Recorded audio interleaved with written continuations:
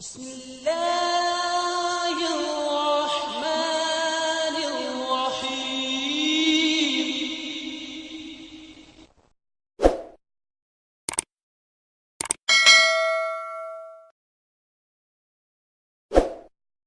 جزاک اللہ تعالیٰ مرزا. ایک اور ٹیلی فون کالر اس وقت ہمارے ساتھ ہیں یو کے سے مکرمہ رفیقہ صداقت صاحبہ. ان کا بھی سوال سنتے ہیں اور جواب دینے کی کوشش کرتے ہیں. السلام علیکم ورحمۃ اللہ. وعلیکم السلام ورحمۃ اللہ وبرکاتہ. میرا سوال ہے, اللہ تعالیٰ کا قرآن پاک میں مختلف اشیاء کی قسم کھانے میں کیا مصلحت کار فرما ہے؟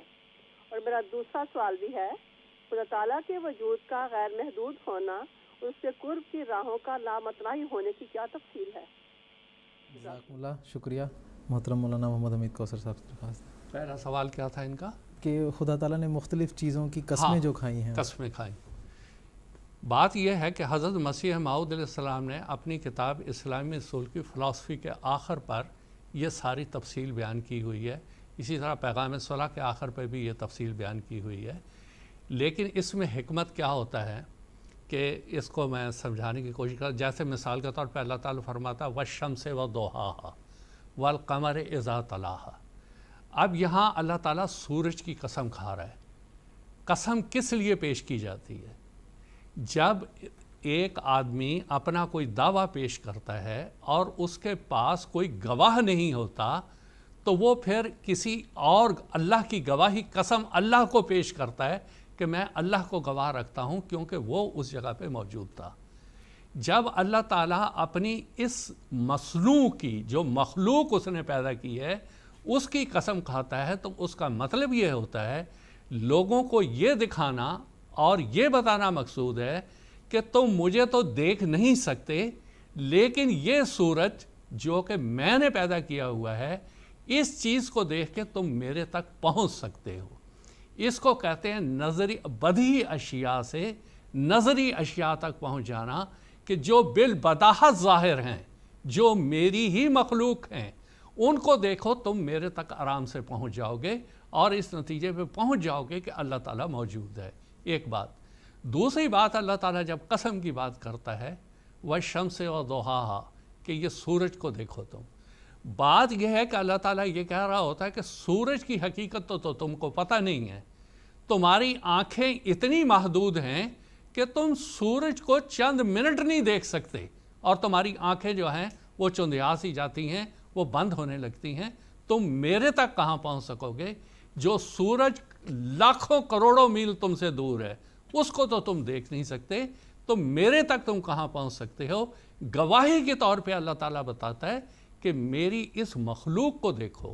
اور حضرت مسیح صاحب نے اس کی دوسری ایک اصطلاح استعمال کی ہے کہ مصنوع کو دیکھ کے صانع تک پہنچنا, مخلوق کو دیکھ کے خالق تک پہنچنا, یہ چیزیں رہنمائی کرتی ہیں کہ اللہ تعالیٰ موجود ہے. جیسے مثال کے طور پہ آپ سڑکوں پہ دیکھتے ہیں اشارے لگے ہوئے ہوتے ہیں کہ اگر آپ نے ریلوے اسٹیشن آنا تو اس راستے پہ چلتے چلے جائیں. تو یہ سارے کا سارا یہ مبدأ الانوار یہ ساری چیزیں نشاندہی کرتی ہیں اس خالق کی طرف کہ جس نے ہم کو پیدا کیا ہے, وہ ہمارے پیچھے ہے, وہ وراء اور ولا ہستی ہے. تم ہمیں دیکھو اور اللہ تعالیٰ تک پہنچنے میں تمہیں آسانی ہو جائے گی. دوسرا سوال کیا تھا ان کا؟ کہ خدا تعالیٰ کے غیر محدود ہونے کی کیا حکمت ہے؟ ہاں دیکھیں, غیر محدود بات یہ ہے کہ اصل میں جس وقت آپ غیر محدود کہتے ہیں تو محدود کی بات, ہماری عقل محدود ہے. ہماری عقل محدود ہے, اتنی محدود ہے کہ آپ سمندر کے کنارے پہ کھڑے ہو جائیں بمبئی میں یا کسی جگہ تو آپ تو سارا سمندر بھی ایک دفعہ نہیں دیکھ سکتے, اتنی محدود ہے آپ کی عقل. یہاں سے باہر کیا ہے آپ کی عقل وہ بھی نہیں سمجھ سکتی. ایک محدود چیز غیر محدود کو نہیں دیکھ سکتی. تو اللہ تعالیٰ تو وراء الورا ہے, اس تک تو کوئی پہنچ ہی نہیں سکتا. تو اسی طرح اللہ تعالیٰ لا یکلف اللہ نفسا الا وسعها, جتنی تمہیں عقل دی گئی ہے اس کے مطابق اللہ کے سمجھنے کے لیے اتنی عقل کافی ہے. اس کو تم استعمال کرو تو اللہ تعالیٰ تک تم آسانی تک پہنچ جاؤ گے. وراء الورا اور اس کی وسعت اتنی ہے کہ اس تک تم نہیں پہنچ سکتے. وہ تو افلاق کا مالک ہے, وہ تو اتنا وسیع کائنات ہے کہ ہماری تو زمین کی کوئی حیثیت ہی نہیں ہے اس میں. وہ ایک نقطے کے برابر بھی ہماری زمین نہیں ہے جو اس کی مخلوق ہے. تو اللہ تعالیٰ تو وراء الورا اتنی وسعتوں والا ہے کہ اس کی ہماری عقل حد بندی بھی نہیں کر سکتی. لیکن جو کچھ ہمارے سامنے ہے اس کو دیکھ کر ہم اس تک آسانی تک پہنچ جاتے ہیں. جزاکم اللہ.